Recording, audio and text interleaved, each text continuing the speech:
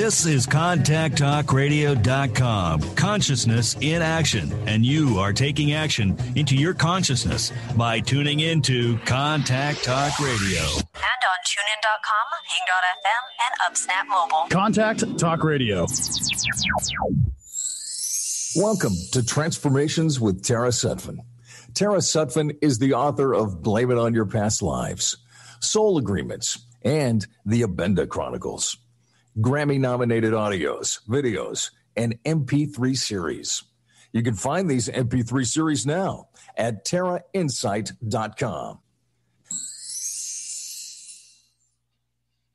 Welcome to Transformations with Tara. And my guest today is not only Jason, we also have Kat Faith as well. She'll be in a few minutes. But Jason D McKean, he is co-hosting with me. And he is the voice of over 1 million sold Om records around the world. Om. Good morning, Tara. Hi, good morning. Yeah, and you have a big line of meditations and other Om music. You love the... Lots of different titles, ones that are completely serene and take you in, and then ones with a beat to them. If you're looking to just... do something like around the house that's like more energized and be conscious. Sometimes homework, right? Like who hasn't gone back to school, in these times? If you're like doing some homework and all that, you can play the Om for the concentration part of it, but like just with a beat behind it, Om beats. That's a really good one it's like drinking a cup of coffee. Yeah, nice. Without the coffee. Yeah, without the coffee.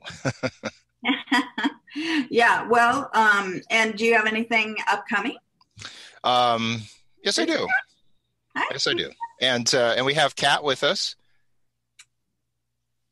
Hi, Kat.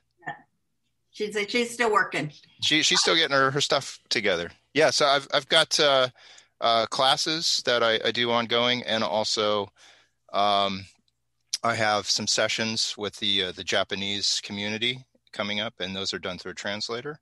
The sessions for the 20th are already filled up, but they put us in for another day at the end of December and throughout January. So that's like a really exciting opportunity to read Tarot for the Japanese without having for me to learn Japanese like that. I know. It's so great. It's so great. And here, Kat, I want to formally introduce Kat. Kat is... Hi.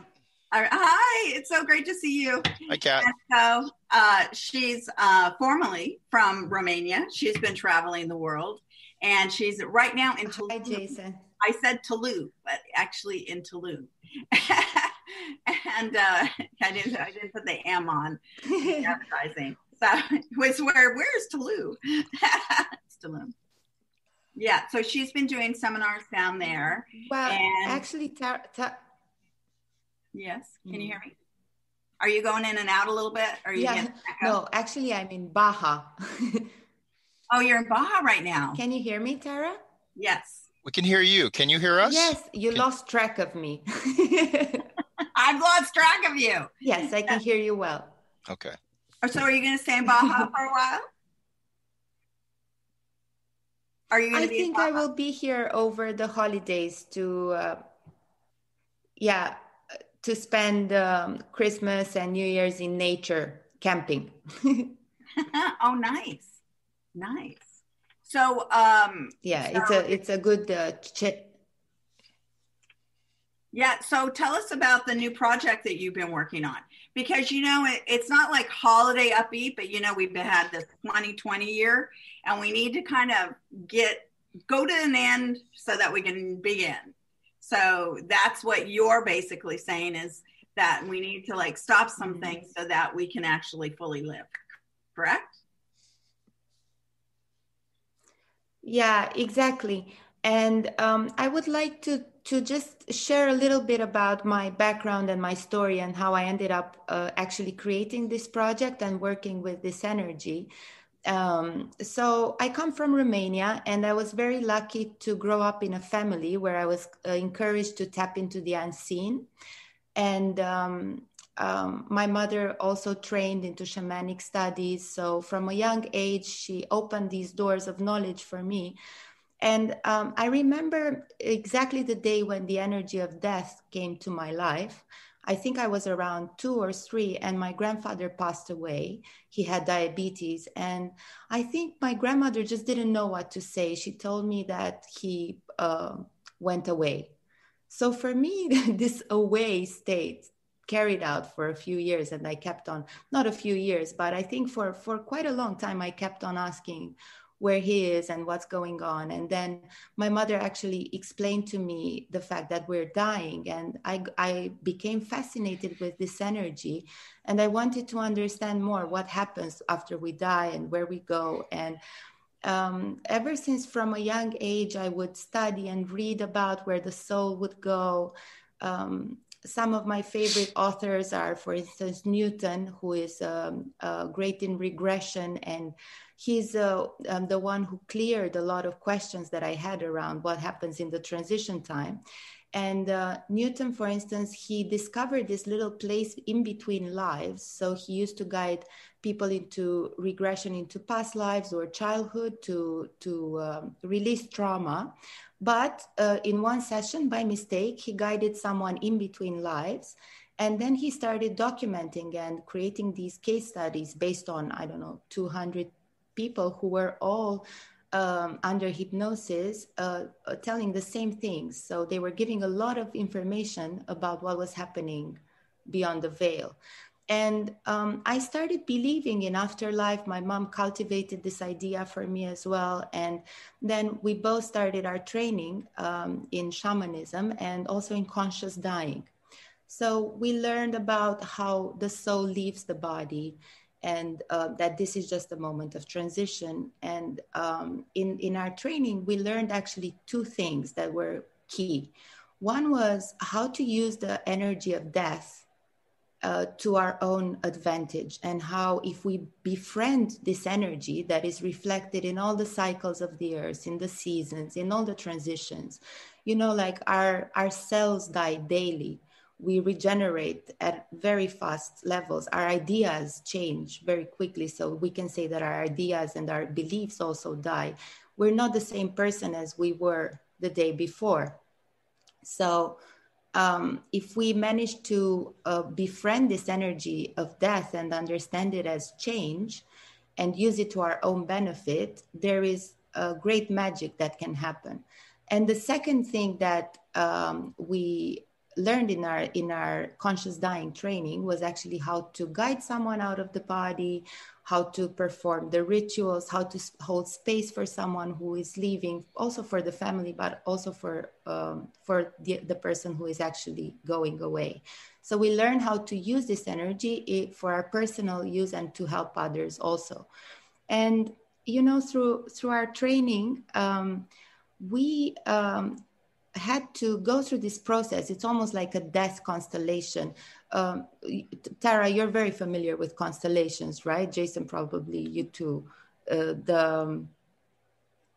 Hello, can you hear me? Yeah, we can hear you. Yeah, it's some kind of a delay a little bit. Yeah. So just kind of letting you talk instead of interrupting. Go on.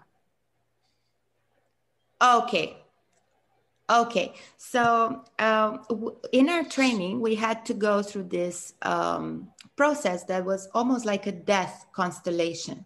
So we had to reenact the moment of death, and we had to say to each other everything that we maybe never had a chance to say during our lives, and in that sacred moment, because we were playing a sacred drama, all our fears faded, and we had to actually speak from the heart and imagine what would it be like if we lost each other in that moment. And so much healing comes through such a process, because you suddenly become aware of certain things that need to be addressed, certain things that need to be healed.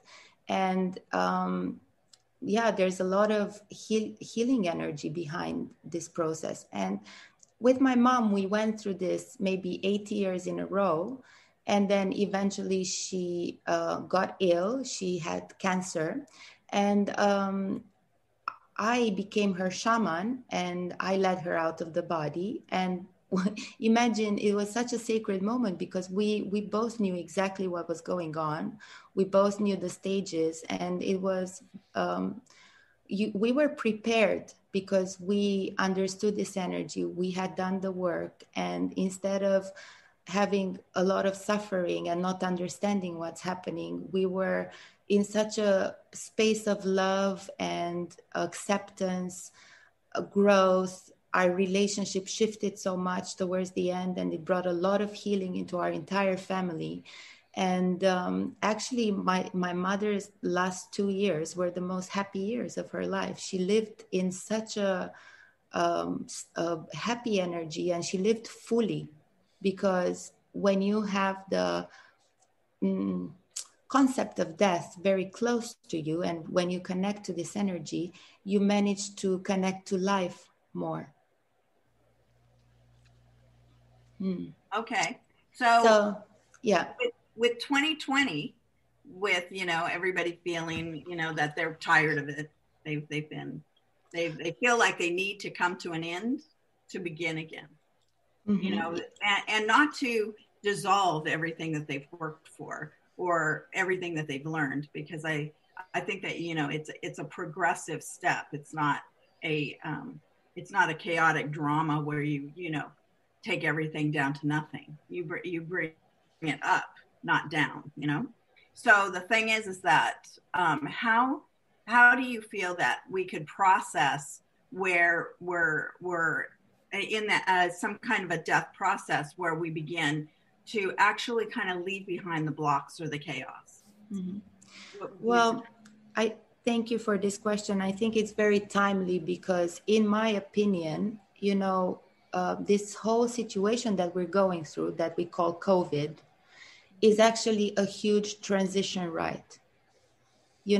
All humanity is going to a direction, like we're stepping in darkness, but in light, in darkness in the sense of not knowing where, not. And we're moving from one place that felt comfortable and familiar to a place that's completely new. We're talking about restructures at a personal level, restructuring the way we communicate, industries. So there are massive changes on all levels, and change brings a lot of fear because it's something new. And in my opinion, underneath this pandemic, the thing that fuels this transition is actually the fear of death. This is our main concern. And death has never been so visible before and so addressed ever. Oh, in our society. So I think that the way we should approach. Sorry, I couldn't hear you, Tara.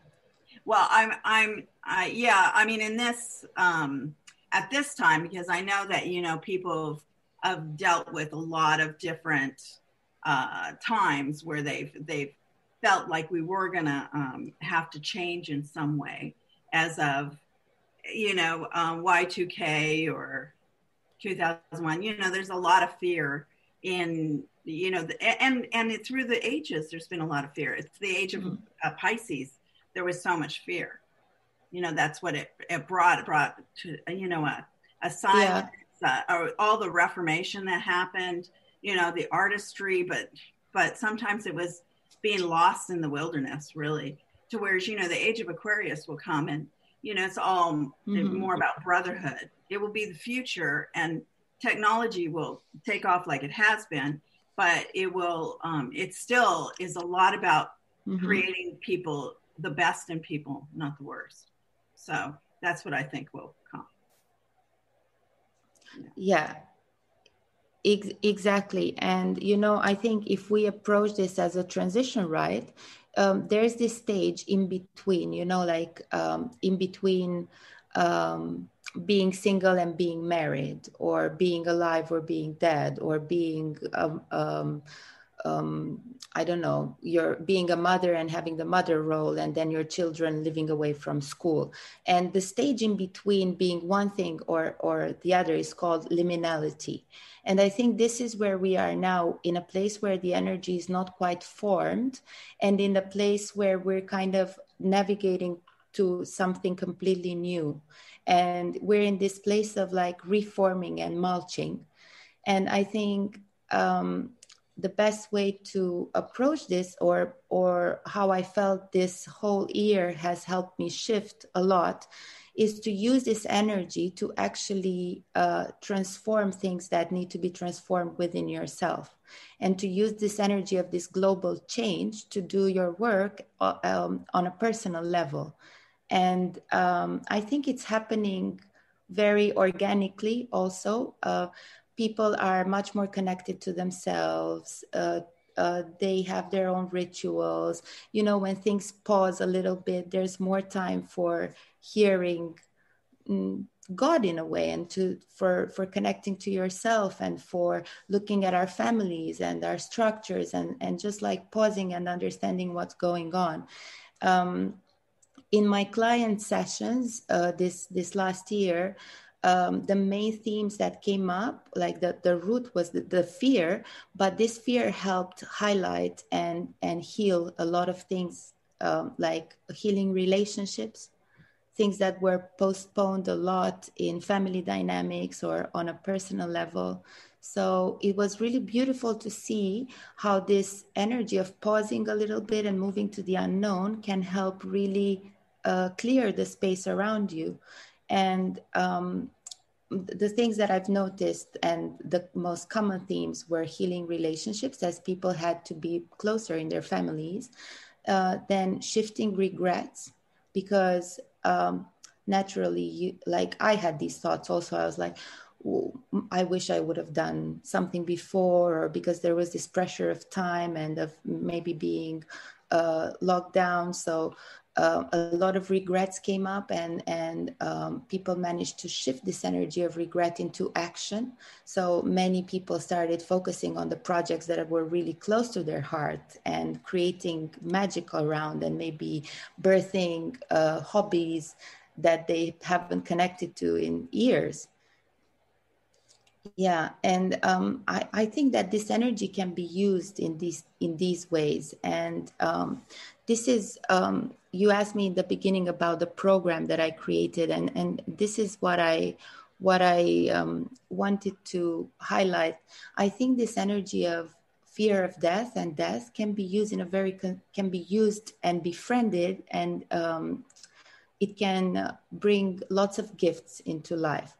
So through the program that I created, first I would like to share my experience around death, and to educate people around death as being a transition and not a final point. And also in the shamanic traditions, there's a practice that is called spirit flight. So in this spirit flight, the shamans purposefully guide themselves out of the body and back into the body, just to practice the way out to the stars and back. And in this process, before they leave, this energy helps highlight, almost like a scan, everything that still needs to be addressed in day-to-day life. All the relationships that are not healed, all the regrets that are still there, things from the past. So like this energy almost helps surface a map that you could take and navigate after in your daily life. So once you do this practice of spirit flight, you know exactly what you need to work on, and these things surface from a subconscious level, things that you might not even be aware of. And in the program that I created, I guide people into this journey, into the spirit flight. And then after the things are highlighted, I offer the tools on how to work with the relationships, on how to shift regrets, on how to create sacred dreams, and how to hold space from that place of inner peace and love. Yeah, love it. How about you, Jason? What do you feel about, because we're going into a time of of Yule, to where it's, it's going to be the 21st here in a few days. And it's all about the light coming back. And we have that nice conjunction of Saturn and Jupiter up there in the sky that's going to come together. It's going to be beautiful, bring us even more light, more expansion. And it's going to definitely, be, I think the Saturn holds us into a certain karmic place, of fulfilling our destiny. And then Jupiter, is all about freedom and gifts and luck and beauty. So it's going to be nice. I really feel that, it gives a touch of magic into what the light of every day, that we're adding again to the solstice, to the winter solstice, that come into the greater sense of light. Yeah, magic. I think that, when we're about to bring in an abundance of the new, it's like within ourselves, we have to clear out space. We have to clear out the old. We can't just operate in the same limitations, and even of how we see ourselves. As if we have reached that level, that's like, okay, this is as far as I can go at this level, and I'm looking to get to the next stage. And death is in the Tarot. Death is all about transformation. It's about organic change. It's about when the caterpillar no longer can just be the caterpillar. It's busting out to be literally the butterfly, right? To take on a new level of meaning, a new level of purpose. Mm-hmm. And so, how it is that at this stage we can either come to a place of acceptance. It's going to be easier if we don't resist, knowing that the next level is coming. If we resist it, we're just going to just hang on. We're just going to be hanging on by our claws, as we're being dragged into the new era there. But what Kat was saying about the transition period of when you start creating a map for yourself on a lot of different levels, not just an intellectual knowing that things are going to change, but where you start prepping your spirit, your subconscious, all these parts of yourself, where you're going to know that it's an instinctual journey through this unknown territory. And it's like all things, once you start moving through it, it's like it becomes known. It becomes the next level, and you start to find who it is that you are, what it is your abilities are, and you can take yourself to that next level with much more ease than again that resistance of no, I can't do this. And so how it is that we prep ourselves at this time and clear ourselves of the old and say, you know what, I'm here on earth at this time. I am meant to be here at earth on this time. And I'm not just going to be the same person throughout my entire life. It's like, what's calling me? Listen to that. Some people say it's the voice of angels, the voice of God, the cosmos, is like activating me to rise up to, a newer level within myself. It's like, this is that time. This is that time. Well, I'm always into the red flags of, just in everyday life. What is a red flag for you? Well, the whole year has been a bit of a red flag. So it's like, okay, we're supposed to change. Where are we supposed to go? And I always try to remind everyone that they are a clear thinking human. There is no confusion. And so, the moment you get into the mode of that you're not confused, you're just going to really be practical. You're going to take that step on the ground to secure yourself, to make sure that you're doing okay in each and everything that you do and want in your life, and you're going to be fine. So, that's the thing. So if we have to do a ritualistic or a seminar to create, whereas we stop beating ourselves up for things that we need to go forward on. We're not supposed to hang on to these red flags in our life. We're supposed to move, because you were born alone, you will die alone. And you should get what you need to do as far as your purpose upon the planet. And, we all know that's to be a good person. That's the number one thing. Compassion is the key to enlightenment. And there's the key up there with Jason. Okay, Jason, hand out the key. Yeah. I would like to, but it's like, It's an elusive key now. Yeah. Right? Hanging out with the moon. Right. Hang out with the moon. I have it. I have it on my wall, but. So the thing is that, the keys to open up into the next phases of our lives. So that's what we all are here to help people do. I mean, seminar sessions, you need to talk to us. We're more than happy to, be there, hold your hand, help you go to the next level, because we all need to progress. Yeah, it's to help over processing. It's about progression now. To help ease that resistance, help ease that. I find that in the classes that I teach and all, it's people will say, well, I'm not there yet. I'm not that person. If we're talking about like the skills, whether it's mediumistic skills or a tarot reader, and it is about, recognizing what's at your core. To say, am I this person? Is this person, is it like starting to come out of the chrysalis, and to honor that, and to not just put the fine, like those ideas of limitation, saying, oh, I'm not that person yet. It's like, I'm becoming that person. I am opening up to that person. And it's always a process. I mean, we're always students. We're always learning new things, new layers of adding to our consciousness, and to honor that process, and that means where we go into areas of uncertainty, and we don't fight those areas, and again, it feels like what Kat was talking about with the transition into death. That's like the great uncertainty, right? Is when we shift into that mode. It's like being able to kind of map that out beforehand, and so it's not a struggle.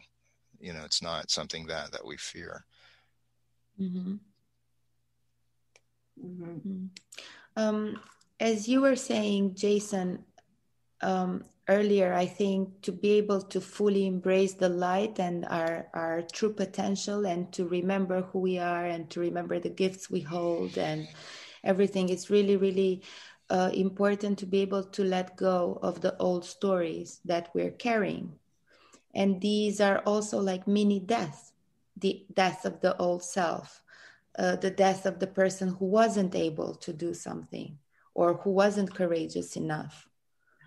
And the story that we hold around ourselves and around that energy. And I think the easiest way to let go of these things is actually to sit with them, even if sometimes it's uncomfortable, to feel them, see them, know them, and only then can we actually let go of them. Because otherwise, how would you know what you need to let go of if you're constantly running or numbing? Or the key the key is to actually sit and feel and stay in that uncomfortable place for a little while, so you can embrace more light.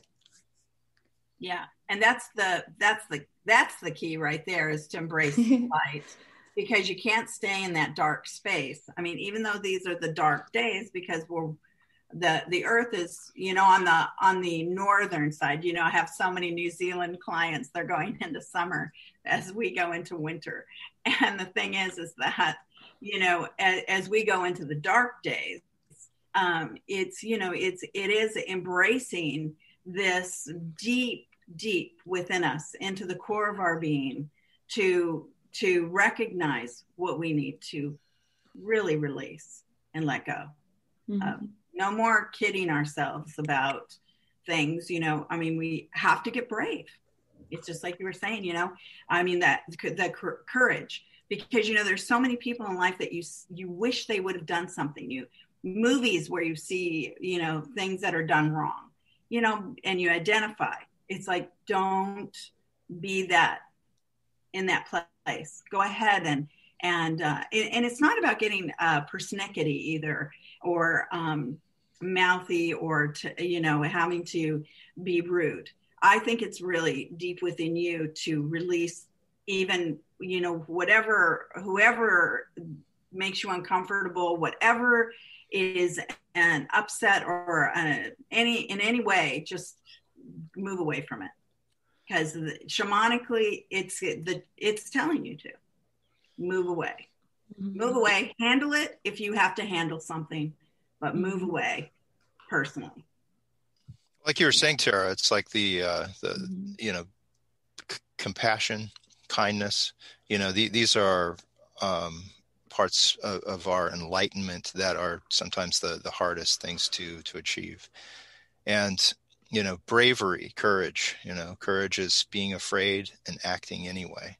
It's not waiting for a moment of fearlessness before you take a step forward. It's recognizing when there is like this inside of you, and that's where you're moving through it. You're using it. I was talking with a person yesterday who was saying that whenever they did something of importance and all, it's like they always had like this amount of fear, because they wanted to make sure that it was done at a high level and all. And it's like, if you have a little bit of fear in you, that's great motivation. And if you have too much, it's paralysis. It's just the weight of it is too much, and you just overthink things, and you find ways to get out of stuff that can be too much. But finding that balance within yourself as again you move towards the unknown. We're always like on the precipice, right? Where there's the known behind us, there's the unknown in front of us, right? And to be able to move forward, it's like we take what it is that we have known, but we don't just lock ourselves into that. The beauty of humans is that our spirit, our openness towards adventure, towards the new, that's what keeps us alive. Well, this is what I want to say too, because I know that everybody feels like they're on lockdown throughout the world, but the bottom line is that the Earth is moving at 65,000 miles an hour through space, and the only thing that is keeping us on the planet is gravity. So sorry, but we're moving and grooving anyway. So things are going to change. They just are. Yeah. Yeah, and there are also cycles. The energy always changes, and I feel that this place where we are in between in this transition, what's waiting for on the other side is still unformed. So there is full potential there. And if we tap into this energy of the future with our conscious minds, and if we hold a clear, high vision, we can create anything. So as long as we remember that everything is possible and that we are actually creating reality step by step, sometimes, I forget that, and I think it's normal when we're in a human experience to drift away, and sometimes to be able to hold these high emotions and sometimes not. But I think the key is actually to try to go back to them all the time, and to cultivate them as much as possible, even in a way that, my grandmother used to say, fake it till you make it. And sometimes it actually works, because you tap into an energy and then it grows. inside of you. Even if you start smiling, just the gesture of smiling kind of brings that energy to you, and your whole aura changes, and your whole disposition. So sometimes I think it's great to kind of induce these feelings also. Yeah, and you know what? I always find that the things that you remember in life can be the most insignificant. You know, you know, like place or what exactly you were doing at that moment, but the saying or the wisdom that sometimes people impart on you just stays with you. I was once folding towels out of with my great-grandmother, our great-grandmother, and mine, Jason's, and Mine. Alaska. Mine. Anyway, they opened their house as kids in Alaska, you know, every day for tea at 4:00. So anybody could drop in for tea at 4:00 to my great-grandparents' house. And so us tromping through the snow, we a lot of times went in for tea. But one day I was helping fold towels coming out of the dryer, and she said to me, it only takes a couple more minutes to do something right. And it just always stuck with me. Oh, that's right. I can take a few more minutes and do something right. Yeah. But it's just interesting what stays with you. I mean, we're folding clothes. I mean, how many times a week do you do that? How about you, Jace? Well, I never folded towels with Grandma and Grandpa at all. Oh, wash dishes then. I didn't wash dishes with them either. I mostly sat with Grandpa Bill and listened to his stories. But for me, I mean, it's those experiences, you know, like with them in particular, it was just the time spent.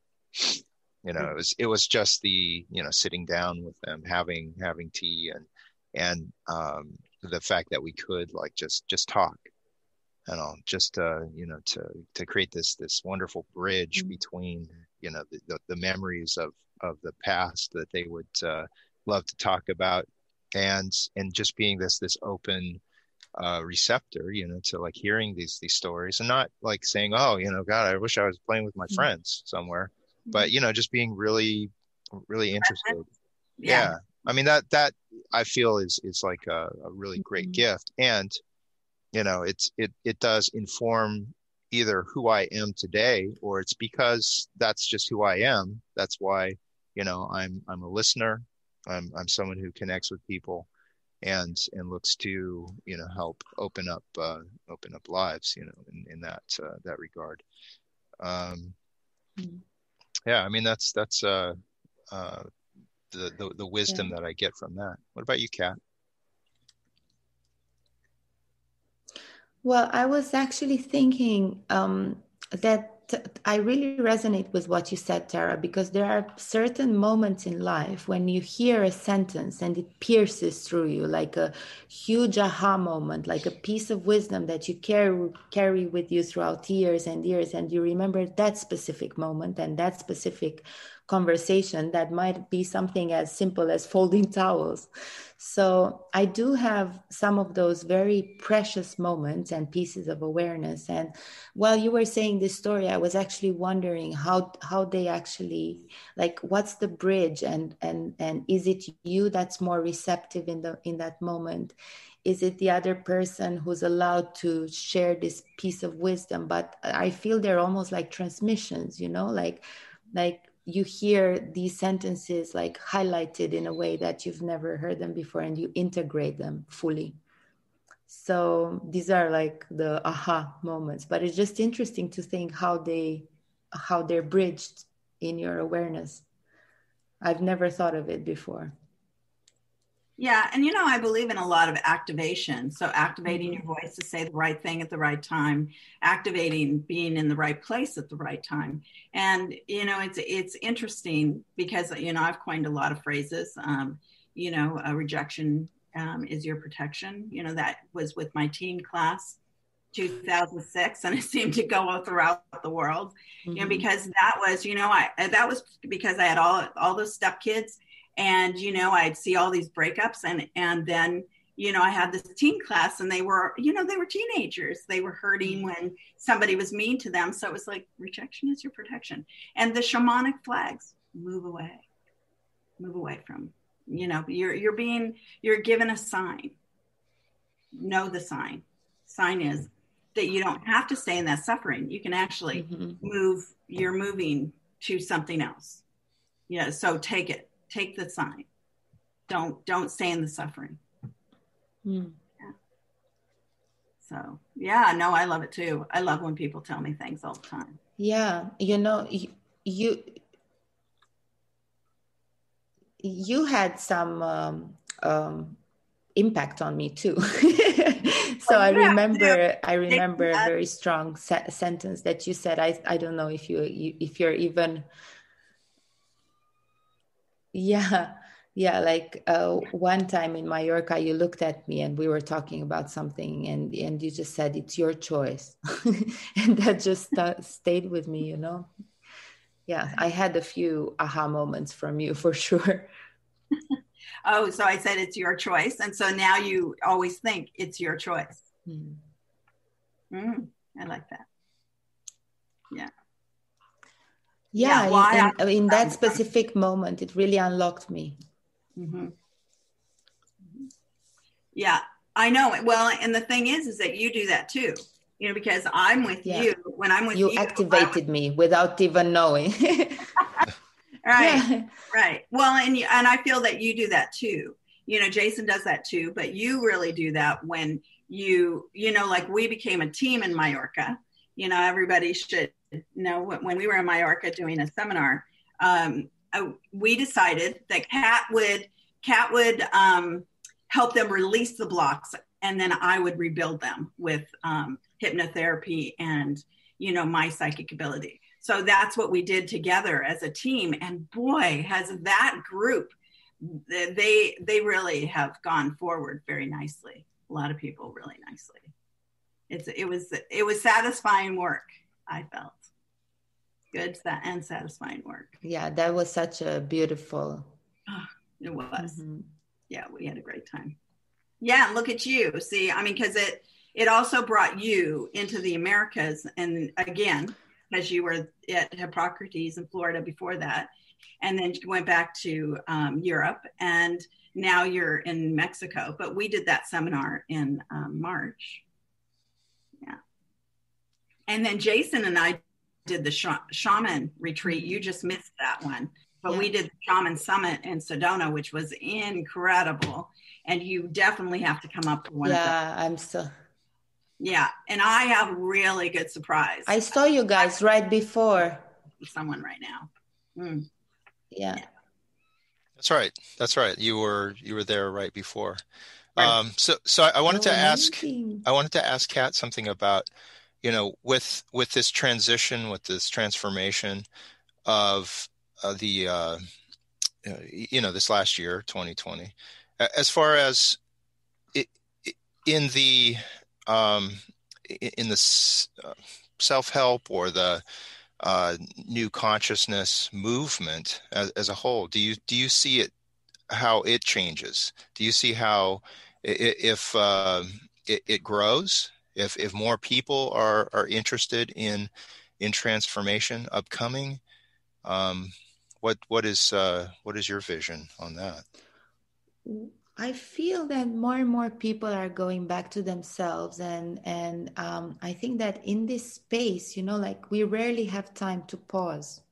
We're so engaged in life, in our jobs, in dynamics, so we're almost like taken by the energy of life without actually planning things or having a strategy. We're kind of in the flow. Or I feel people this time had time to really think about their lives, really assess where they are, what they need to heal, how they want to build in the future, what hasn't been going right. And from these moments of self-awareness and self-reflection, I think that there comes a genuine curiosity and need to dive deeper. So I was surprised to have clients, friends of mine who never connected with themselves so much before, or who I never thought they would be open to trying a shamanic healing session. Or so it was really, really beautiful to see people opening up and connecting. And I held a few groups online. And I was quite resistant to bringing this work online. But actually it like my beliefs completely faded around that, and I saw how human connection and presence goes beyond time and space. So Yes. it was really beautiful to see how these circles functioned around worlds and worlds. Yeah. So I feel I generally, to answer your question, I genuinely feel that people are loving themselves more, and are more interested in knowing themselves, and in sorting out things that maybe they have not addressed before. Right. Well, and this was my experience. I want to add that, that, prosperity is not money. Prosperity is an energy that is rich in all things. And when you get into that energy, your life changes. And so, we can think that, the banks want all this money and all this other stuff about money, money, money, money. It's all about richness and all things. That's relationships, love, wisdom, our health, our families, all of it. It's all about prosperity in all ways. And so that's, again, what I think that this year has been is it's, we have to get out of some kind of consumer thought. We have to get into that life is worth living on every level. There's too many people bored. There's too many people who are, that work themselves up in their head, whereas it's like, wow, get back into the basics of what life is supposed to be about. You're supposed to look out at the blue sky and think it's the most beautiful blue color in the entire world. That is life. So you have to get back into that space, is what I'm saying. That's a simple analogy, but everybody knows what I'm talking about. Yeah, so, it's those qualities of the relationships. It's as far as there's been a lot of distractions beforehand, and there are less distractions now, and we are faced with ourselves. When there are less distractions, it's like I can't go out and see my friends. We can't go to the movies. We can't just whatever, right? It's like being forced to deal with what is within, and then looking to see how one wants to change that moving forward. If they want to deepen their relationships, how they connect with others. That's it's a question that is we all have to move through. We'll find our bearings on it, but there's no going back. There's no going backwards. To that which was normal. It's about creating the new, and you seeing the person that you want to be, and look to create that person. Jason, I was thinking, in this process, like part of like the major issues that we've been working on in the last year were actually healing relationships. I shared this a little bit earlier. So I was thinking of actually sharing a tool here, something very basic and simple that many, maybe people could connect to. If you're in a situation where you're living with someone close, a friend, your partner, parents, maybe just in a situation where the dynamic got a little bit entangled and you don't know how to navigate the situation, and maybe you can't find the right words to communicate what you need to communicate, or if you do, you open a toxic dynamic that goes always into a defense mode and arguments, or there's a very simple practice, but it's extremely efficient, because I call this an energetic level. a letter, not level, sorry, an energetic letter. And this is something that you can send without actually speaking to the other person or saying everything that you need to say, but the letter gets sent at the soul level. So the other person somehow receives it. It's in their field, in their aura. You know, we communicate through energy and vibration. And just by being in the presence of someone without even speaking, the energy is being transferred. And sometimes words are not really necessary. Just being in the heart space and holding a certain energy impacts the entire room. So through this practice, you know, even if you're scared of confrontation, even if there are certain things that maybe you're ashamed to communicate, or you feel that would create complete disaster or a tear in the relationship, this letter is a way that you can say what you want to say without restrictions, and then shift it into a light note. So I'll explain the steps. Basically, in the first part of the letter, you would write the letter on a piece of paper. And in the first part of the letter, you would say, with no restriction, what hurt you, what you like, why you're angry, why you're sad, like all the things that pushed your buttons. So this is the part where you really allow yourself to release all the negative feelings that you have without restrictions, saying things that maybe you wouldn't feel comfortable saying face to face. After you write this part, the second step, that's the most important one, is letting go of this story and actually writing what you wish you would have felt instead.